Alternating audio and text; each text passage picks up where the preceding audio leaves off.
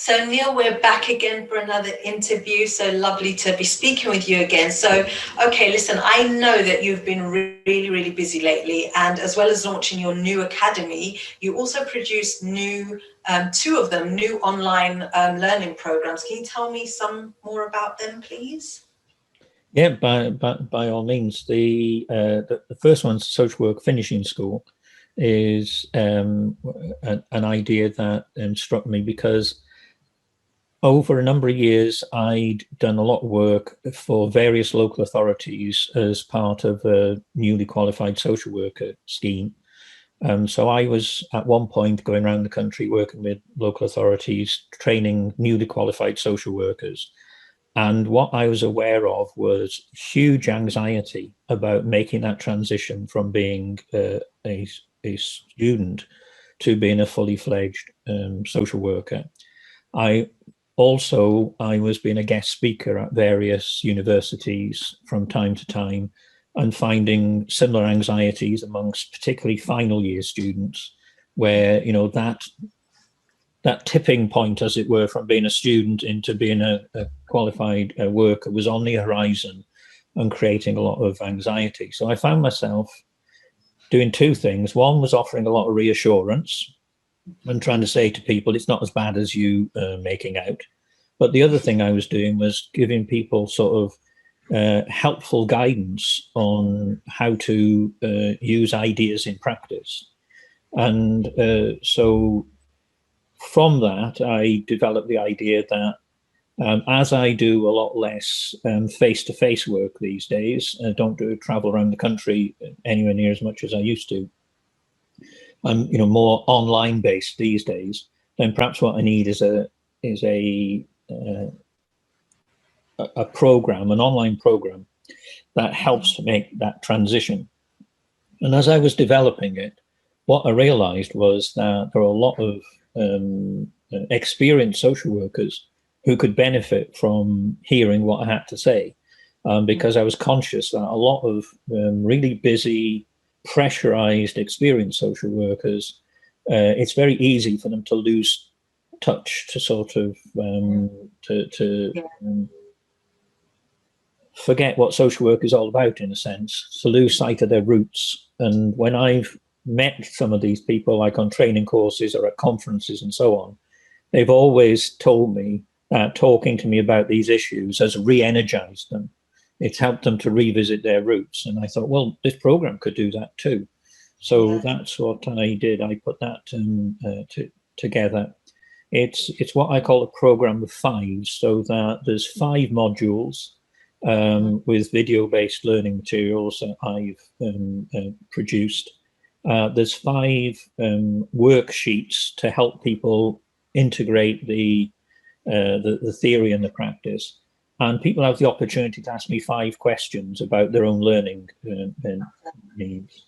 And again, that reflects the face-to-face stuff, because wherever I would go, whether it was a training course, a conference, a consultancy project, I'd always have people say, Neil, while you're here, can I just ask you a question? Yeah. And that would be something about their own development, their own plans, and so on and so forth. So I built that into the program as well.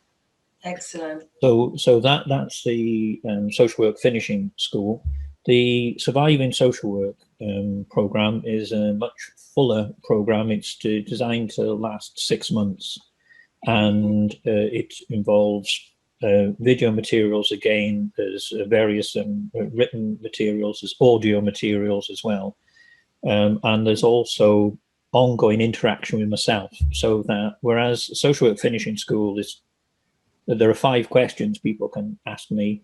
With the surviving social work program, they can ask me as many questions as they want. That I'm like their tutor as they go through this process.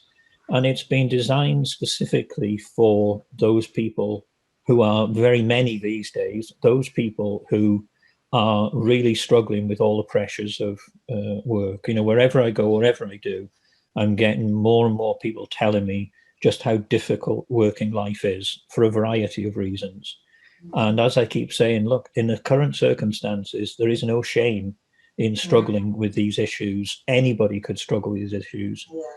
there tends to be this way of thinking that if people are feeling stressed, then that's a sign of weakness. And I've been challenging this for literally decades, that no, it's a sign that there's something wrong. And it doesn't mean it's wrong with you. It could be wrong somewhere else in the system. And we've got to look holistically at this in terms of what's happening. And that's basically what the program does. It's a significant investment of time and money for 6 months. Yes. But if it makes the difference between not surviving and surviving, and hopefully the difference between surviving and thriving, then Absolutely. it should be worth every penny and every minute.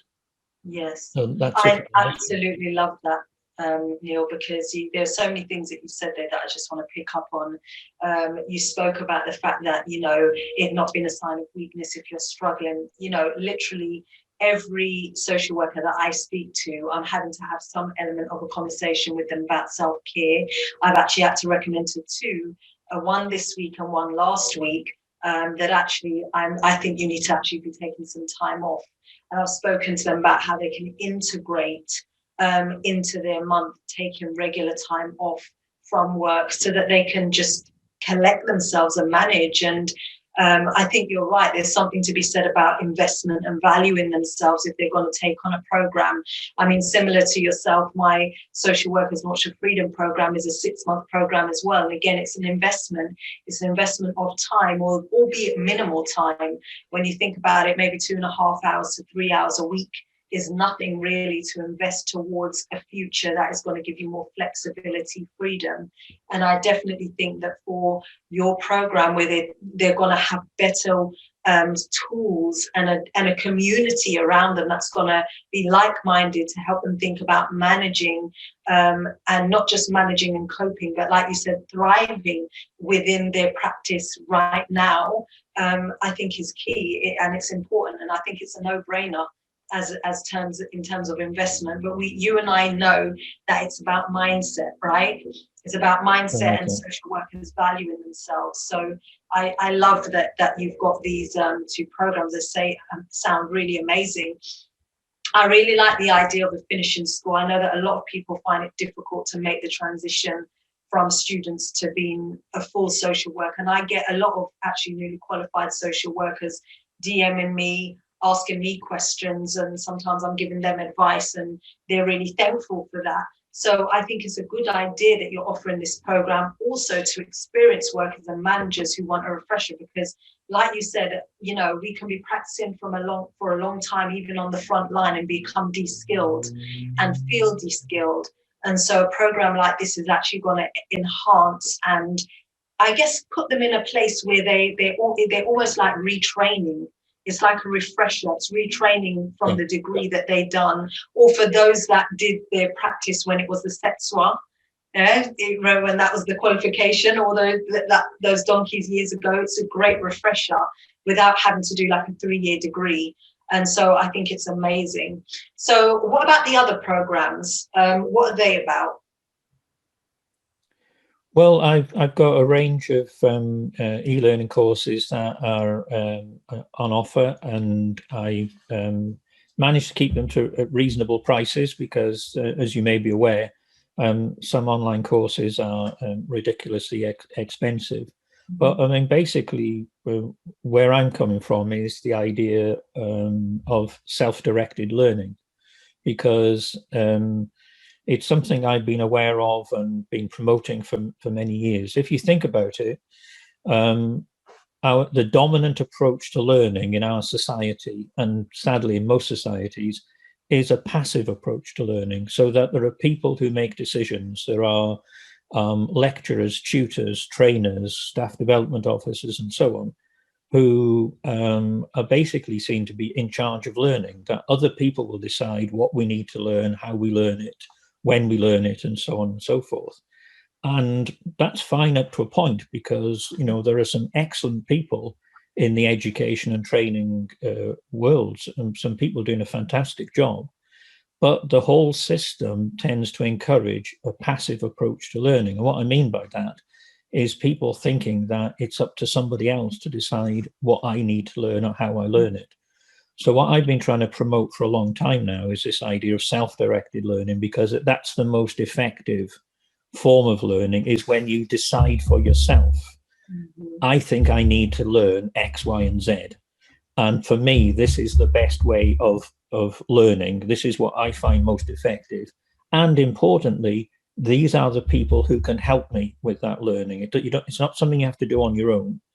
And so you're then using tutors and trainers and so on as guides and mentors in helping you with your learning journey, rather than it being their learning journey that you are tagging along with.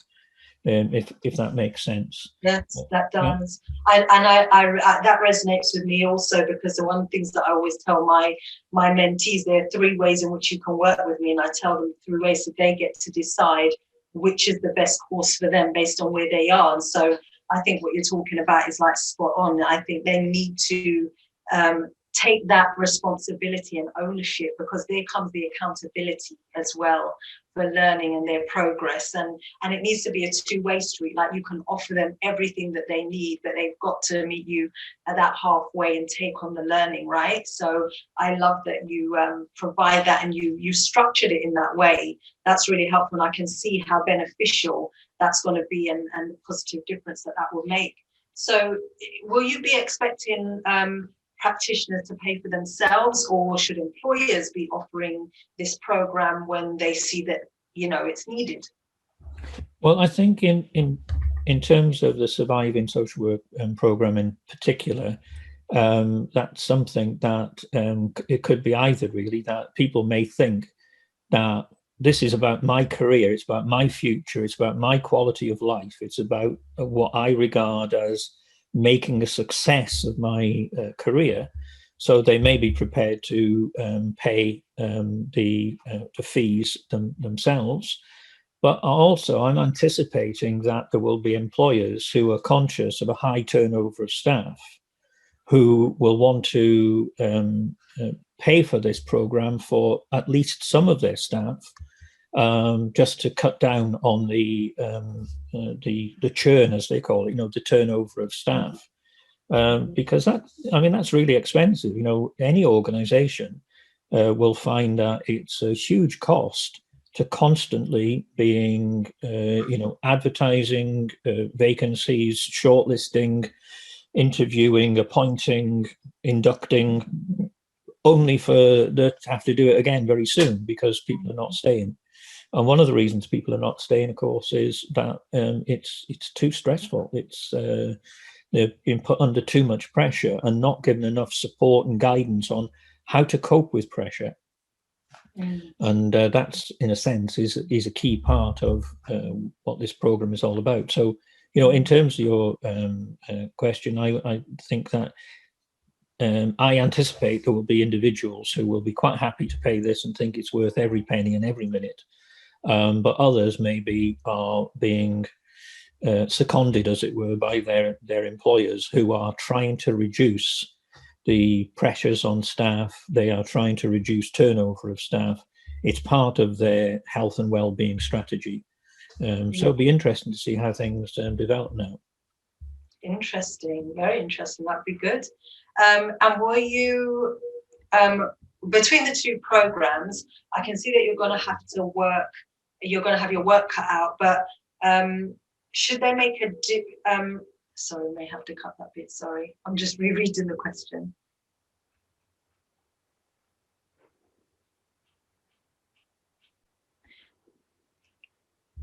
So I can see that between the 2 programs, you're going to have your work cut out for you. But should there be a big difference in the 2 of them? Well, I think the social work finishing school is targeted towards 2 particular groups. On the one hand, final year students and newly qualified workers making that transition, and at the other end of the spectrum, as it were, experienced practitioners and perhaps managers as well, who want that refresher, want to be re-energized. So it's more specific.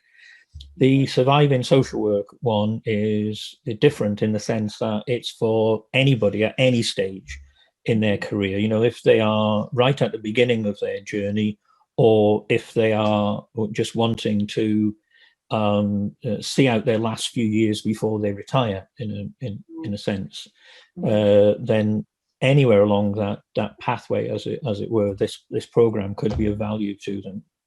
So it should really make a big difference. Either of these programs, it sounds they will make a huge difference. This has been such an interesting chat, Neil, and finding out about these programs. They sound amazing. I'm excited to hear more about them as they develop, because I'm sure that you'll add more things to them as they go and as they grow. And so is there anything else that you would like to add before we finish?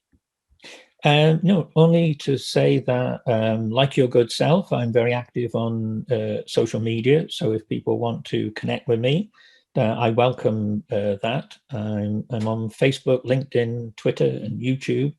And I have my own academy website at neilthompson.info, where people can sign up for free membership, get access to a lot of free learning resources. So yeah, I'm happy to hear from people if there's anything I can do to help. Great, thank you. And thank you.